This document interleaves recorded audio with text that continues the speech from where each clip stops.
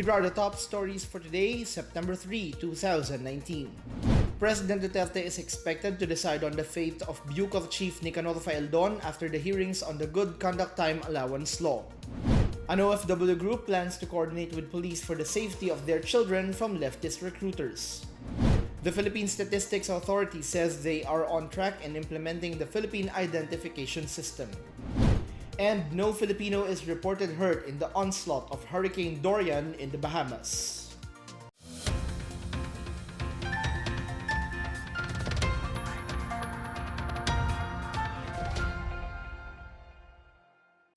Good day, I'm William Theo. Welcome to the PNA Newsroom.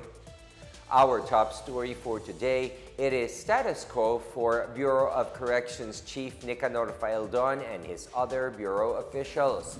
Malacanang on Tuesday said it will maintain the status quo but will consider congressional findings once they are concluded during the first Senate hearing on the early release of inmates convicted of heinous crimes yesterday. Faelden admitted that he allowed the release of convicted rapist-murderer former Calauan Mayor Antonio Sanchez, but insisted that he did not sign a release order. The BuCor chief explained that the process of allowing Sanchez's release was never completed and that he was only following the GCTA guidelines. Meanwhile, Senator Bongo said that heads will definitely roll in BuCor, and President Duterte already ordered a separate investigation to know if there is corruption involved. He adds that the Good Conduct Time Allowance Law had dubious provisions and that should be amended. Faelden, during the Senate hearing, said he will not resign and will leave it up to the appointing authority. Meanwhile, the Philippine National Police said it is willing to re-arrest heinous crimes convicts who were released under the contentious provisions of the GCTA law. PNP Chief General Oscar Albayalde on Monday said the PNP is ready to field tracker teams to assist the Bureau of Corrections if it will be necessary to recall these convicts who were granted early release from prison. Earlier reports said close to 2,000 inmates, including those who were convicted for heinous crimes and drug trafficking, were ordered release by the BuCor through the GCTA since 2013. Albayalde said they are closely monitoring the developments on this matter and will be guided accordingly by orders and issuances from higher authorities. Albayalde said he will designate a liaison officer with the Department of Justice and Bureau of Corrections to ensure interagency coordination. Another suspect is allowed by court to be released from jail after the local court granted the plea of former Daraga Mayor Carlwin Baldo to post bail. The Regional Trial Court Branch 10 in Legazpi City allowed former Daraga Mayor Carlwin Baldo to post a 6 million peso bail in connection with the murder of Ako Bicol Party List Representative Rodel Batocabe in December 2018. PNP Chief General Oscar Albayalde said they will seek the assistance of the Office of the Solicitor General on what it can do about it, but clarified that the PNP will still respect the decision of the court.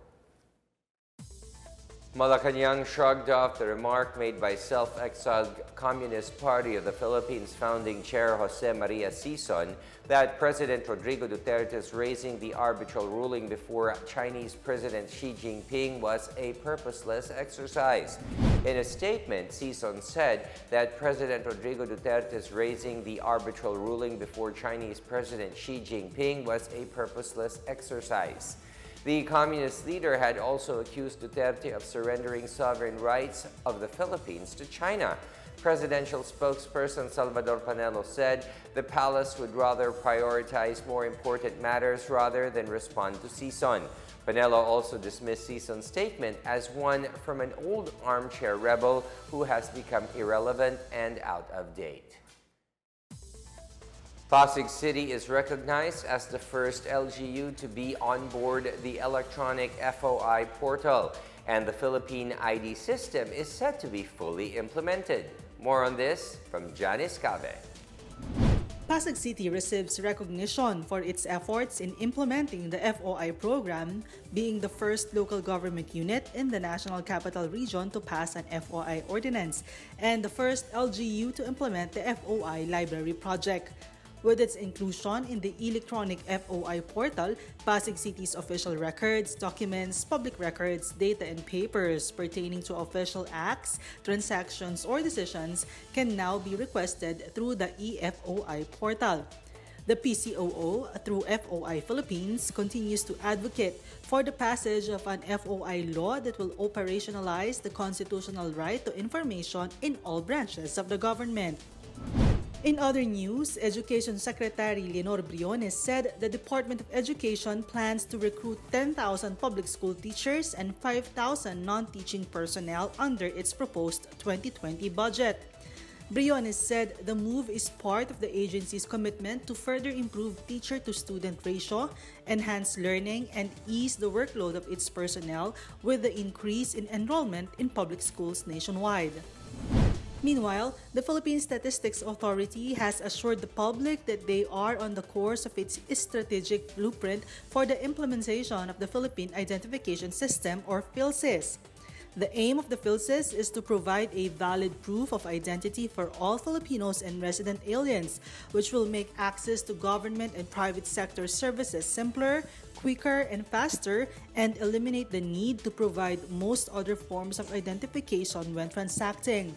The government targets to register all 110 million Filipinos by mid-2020.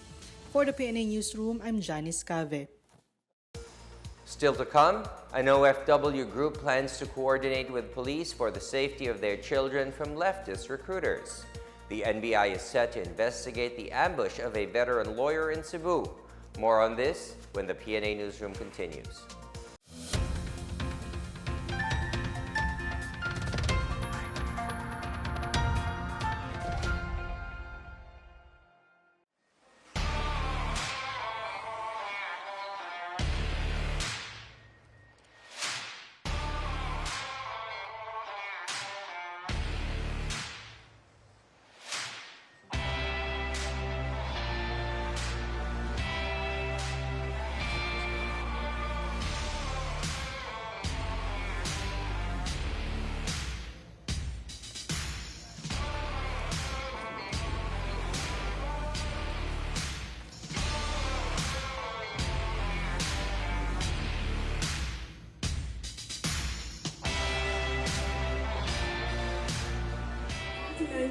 Davao Weekly Relay here at New Clark City, Capas, Tarlac, the home of the Southeast Asian Games track and field competition.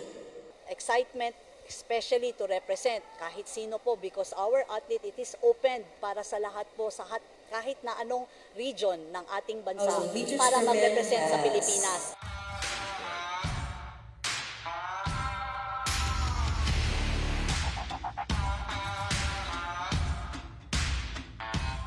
On your mark.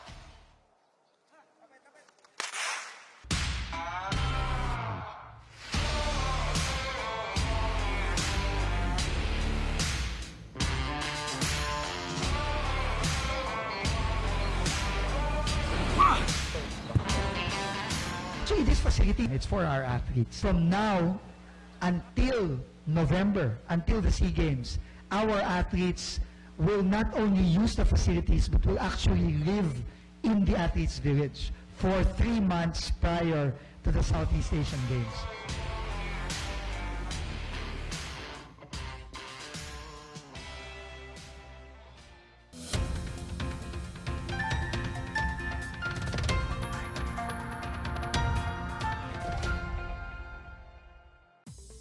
A group of overseas Filipino workers in the Philippines on Monday is seeking direct coordination with police to ensure that children of OFWs are kept away from Communist Front groups.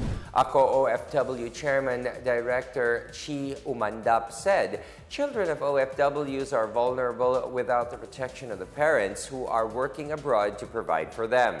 He said it is painful for OFWs to hear about their children being recruited by leftist organizations while in school. Lawyer Tara Rama of the Presidential Communications Operations Office said she could suggest solutions to concerns of OFWs with affiliate agencies such as the National Task Force to End Local Communist Armed Conflict. In September last year, the PNP reached out to Filipinos working overseas through its Global Police Community Relations Program, where Filipinos abroad can report crimes in their hometowns and seek assistance from law enforcement. Thousands of students have written open letters to members of the New People's Army during the National Training Service Program Symposium for freshman students at the Bukidnon State University. Captain Ryan Layog, spokesperson of the Army's 403rd Brigade, said most of the open letters encourage the NPA combatants to surrender and grab another chance at life.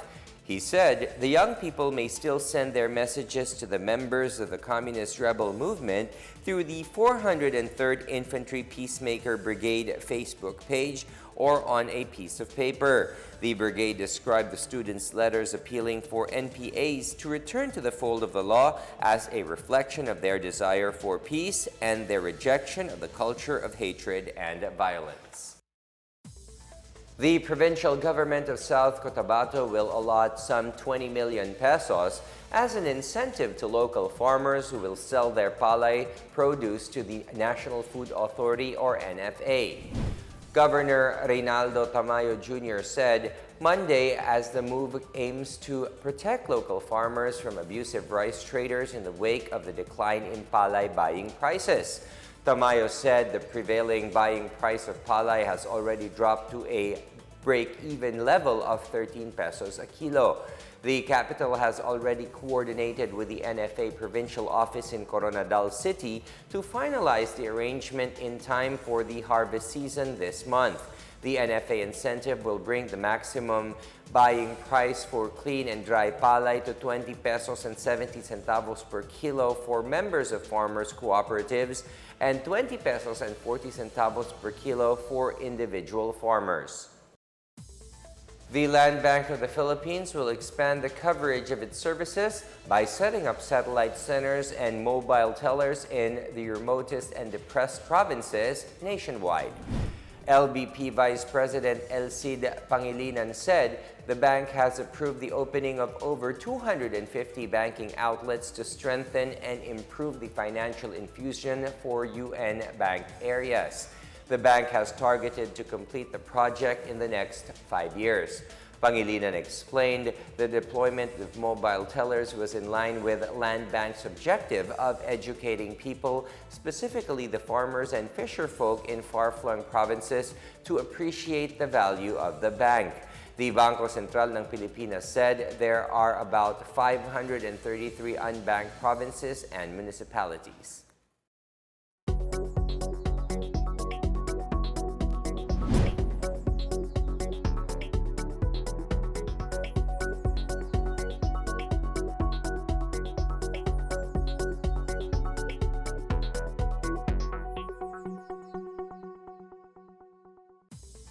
The Civil Service Commission issues a warning for erring government employees in South Cotabato.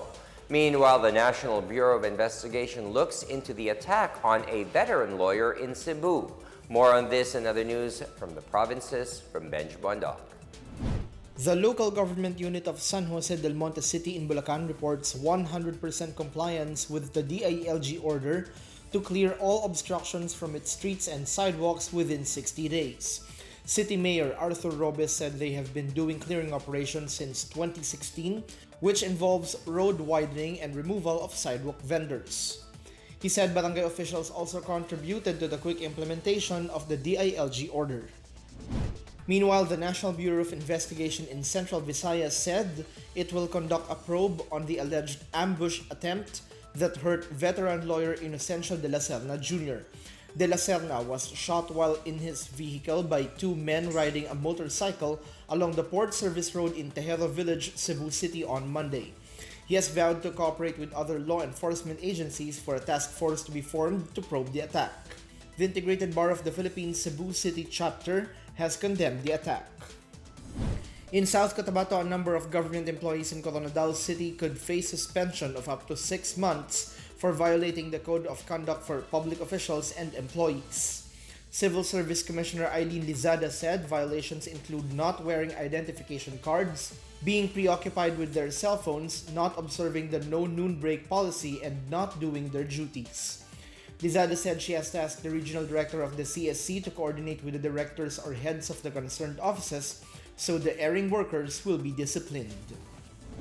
In other news, the Department of Health confirmed the death of a 4-year-old boy in Davao City due to meningococcemia. The patient was brought to Broken Shear Hospital last Friday after experiencing weakness, fever, and other symptoms of the disease. Classes have been suspended in the patient's school following the confirmation, while those who came in close contact with him have been given prophylaxis. For the PNA Newsroom, I'm Benj Bondo.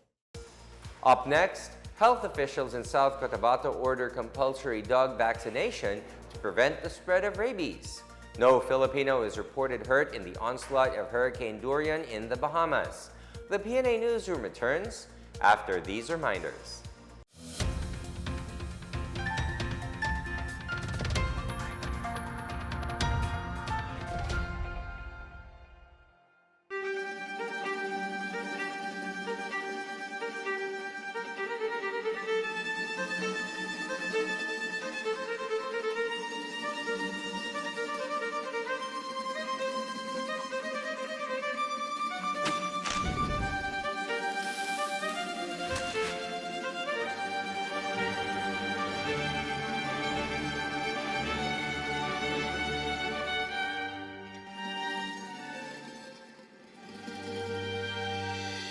The Philippines has more flavors than it has islands, and that's saying a lot when there's over 7,000.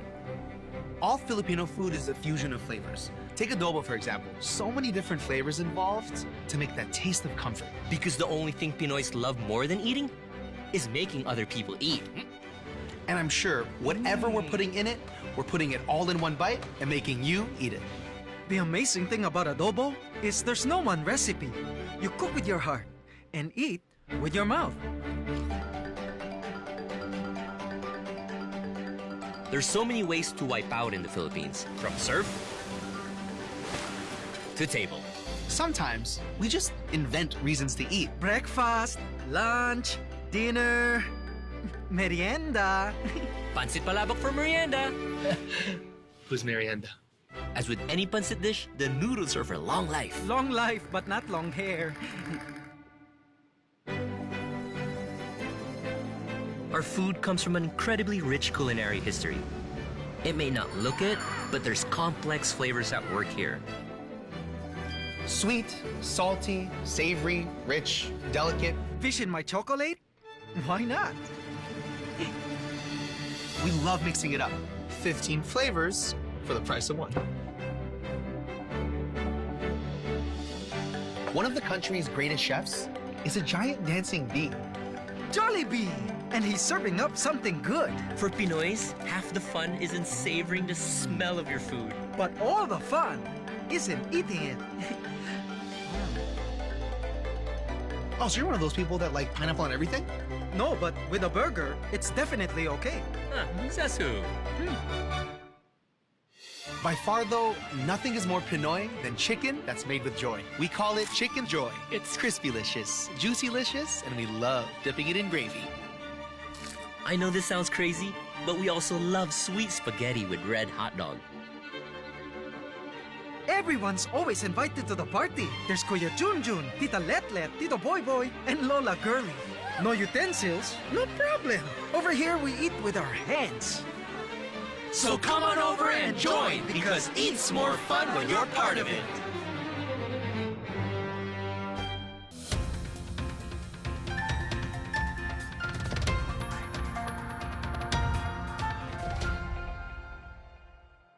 South Cotabato's veterinary office is set to launch this month the enforced anti-rabies vaccination of dogs in Tantangan Town. The provincial veterinary office on Monday said they already recorded 4 cases of rabies infection among dogs in the municipality. The affected areas are barangays Dumadalig, Tinongkop, Maibo, and Kabuling in Tantangan. Dogs in houses will undergo forced vaccinations, while stray dogs will be captured and vaccinated.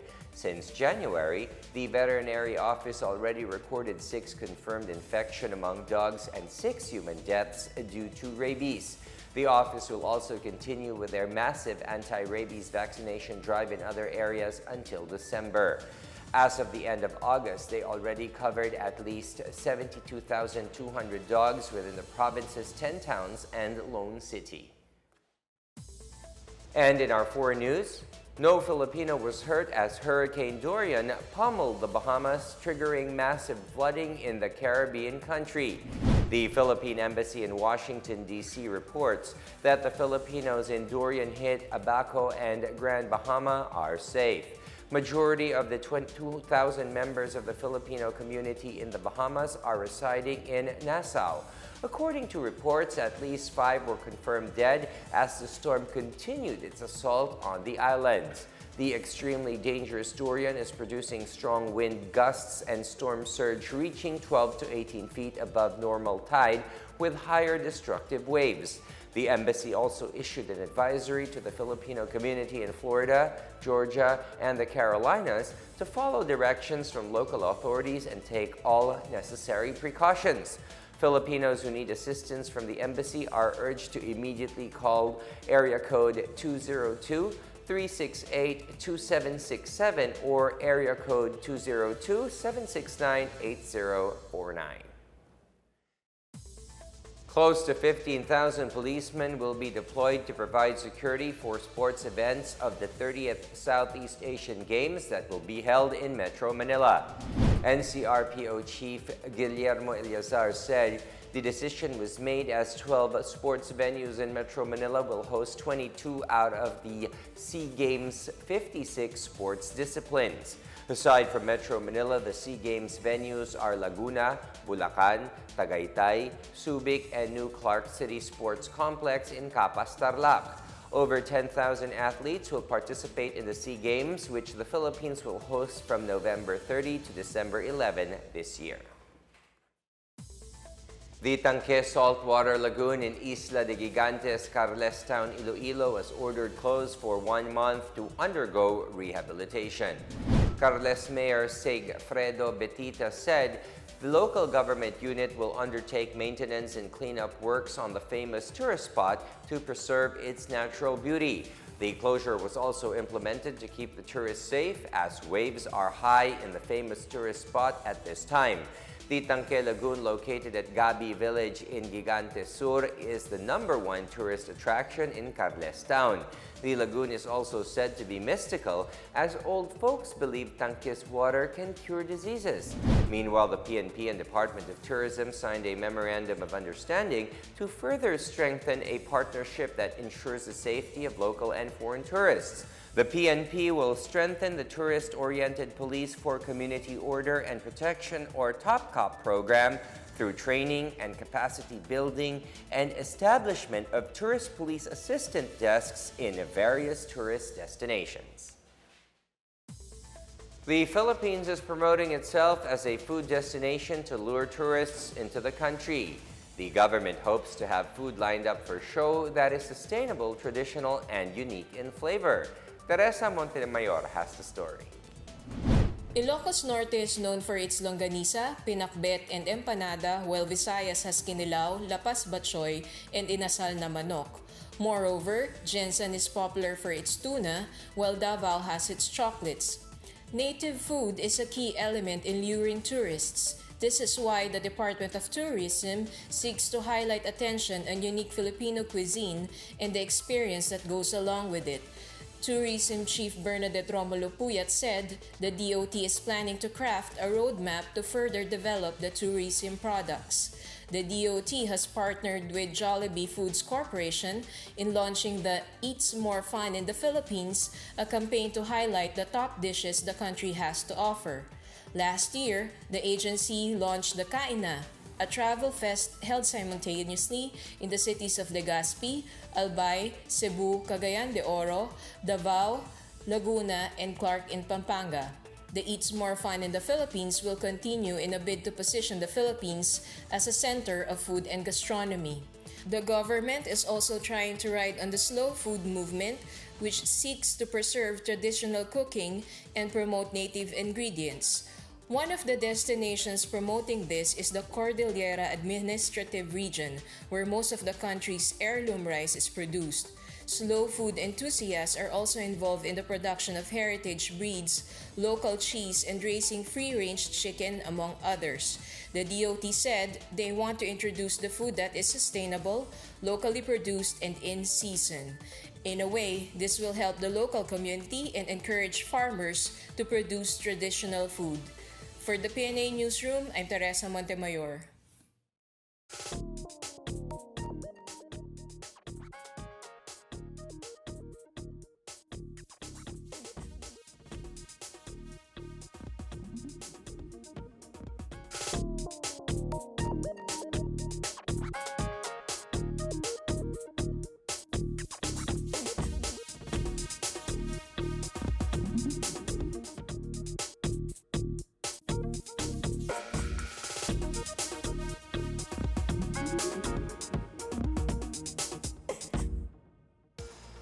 And here's another look at today's biggest stories.